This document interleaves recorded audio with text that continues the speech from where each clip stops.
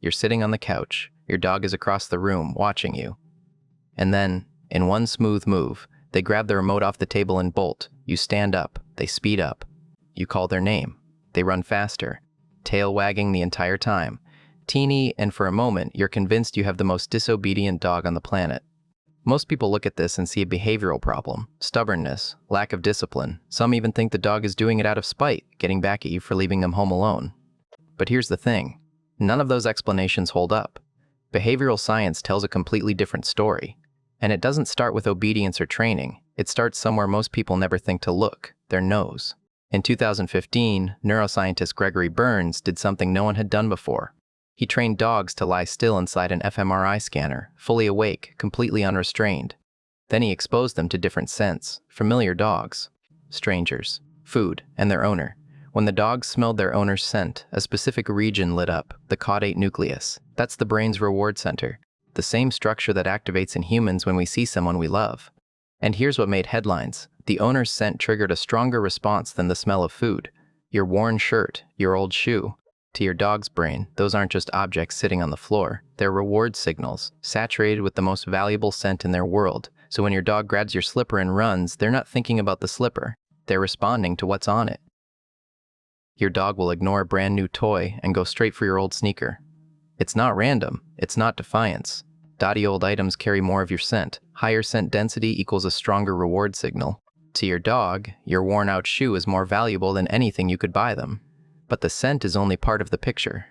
Researcher Alexandra Horowitz, in 2009, identified something critical about how dogs interact with objects. She found that dogs make a clear distinction between two types of play. Object play, where the dog engages with the item alone, and social play, where the dog uses the object to engage with a person.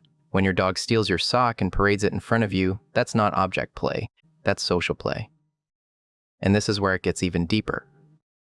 In 2010, researchers Monique Udell and her team published findings that reframed how we understand dog motivation. They found that for domestic dogs, human attention functions as a primary reinforcer, not secondary, primary, on par with food. Think about what that means. Every single time you chase your dog around the kitchen table, you're delivering the most powerful reward in their behavioral repertoire, your full, undivided, intense attention.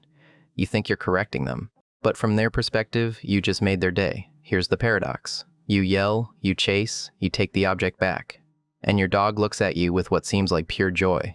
Because in a single act of so-called stealing, your dog has achieved three things simultaneously. 1. Contact with your scent, triggering the dopamine reward loop. 2. Your full attention, the most powerful social reinforcer they know. 3. Physical activity, which activates the movement circuits in their brain.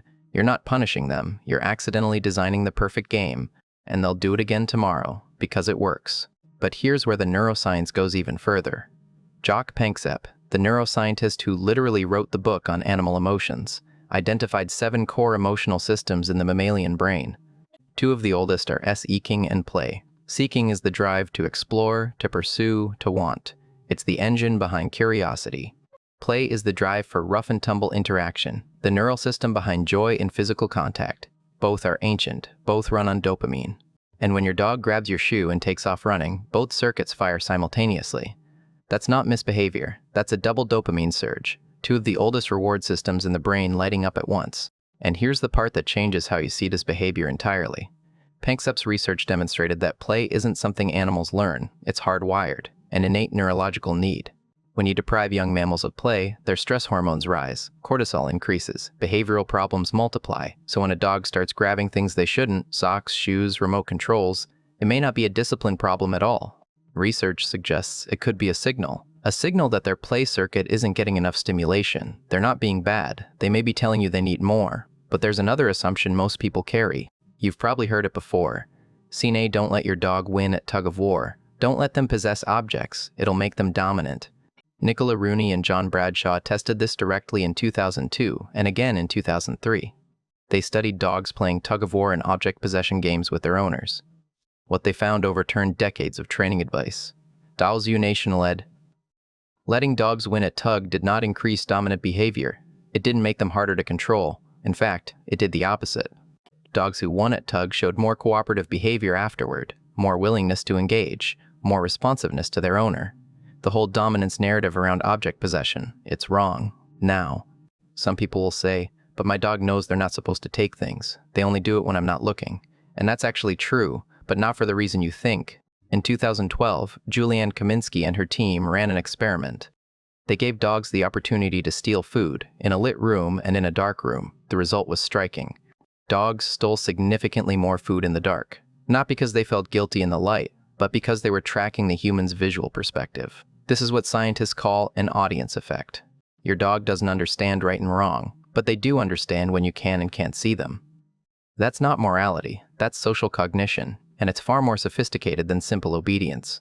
And if you still think your dog feels guilty after stealing, there's one more study you need to know about. Alexandra Horowitz and Julie Hecht in 2016 designed an experiment that's now one of the most cited in canine cognition. They set up a scenario where some dogs broke a rule and some didn't. Then the owners confronted them. Here's what happened. Dogs who were falsely accused, dogs who had done nothing wrong, showed more guilt cues than the dogs who actually broke the rule. More cowering, more whale eye, more submissive posture. The guilty look isn't guilt. It's not moral awareness. It's a response to your tone of voice. Your dog is reading you, not reflecting on what they did. So let's put this together. Your dog doesn't understand ownership. They don't know that the remote is yours and the bone is theirs. Research by Lierka Ostoji and colleagues, published in 2015, examined the limits of theory of mind in domestic dogs.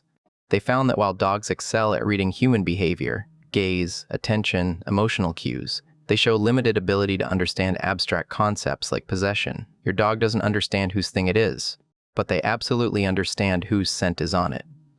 That's the operating system, not ownership, scent. And this reframes something that most people completely misread.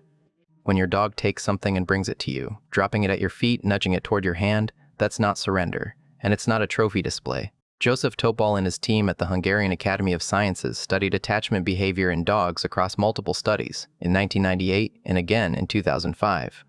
They found that dogs use objects as bridges to their attachment figure. In attachment science, this is called secure base behavior. The object isn't the goal, you are. The sock, the shoe, the remote, those are just vehicles, ways to initiate contact with the safest person in their world. But here's the part that puts all of this into perspective, and it goes back thousands of years.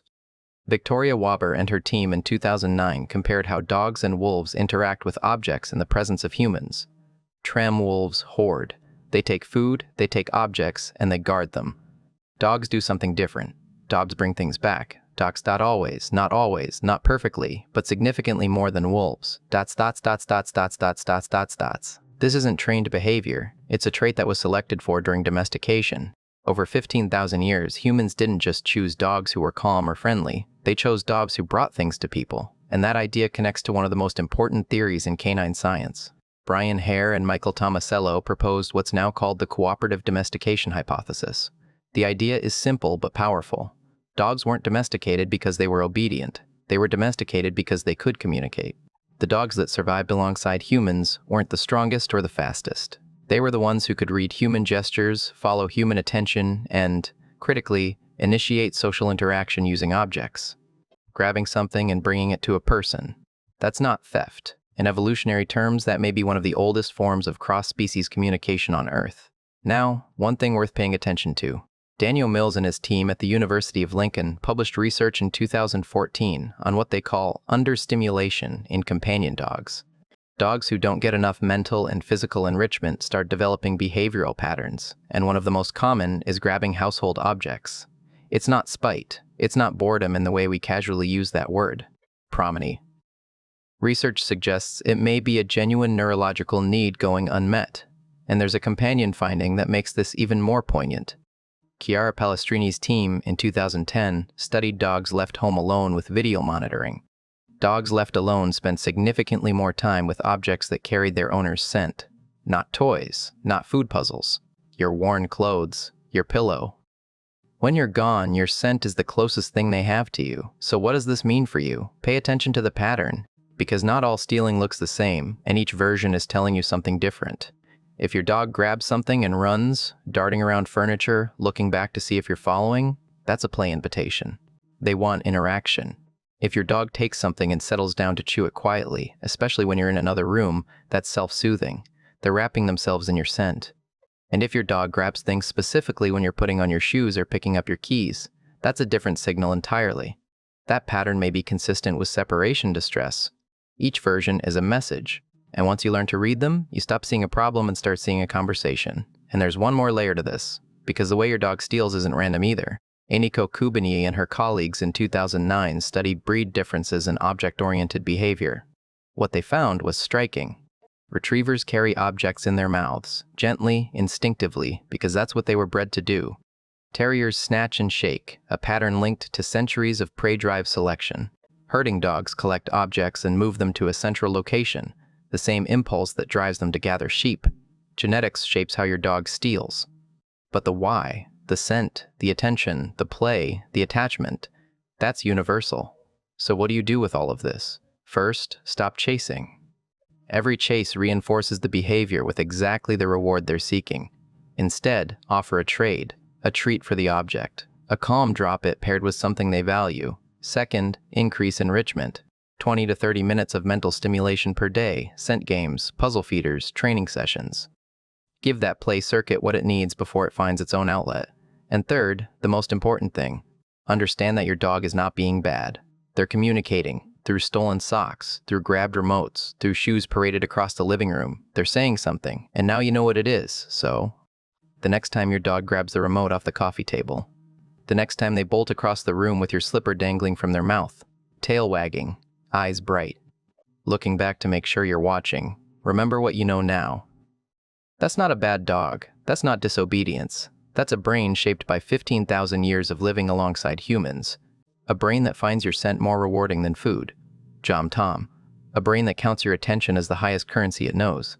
In a language we can understand, what that behavior says is simple. Play with me. I want to be close to you.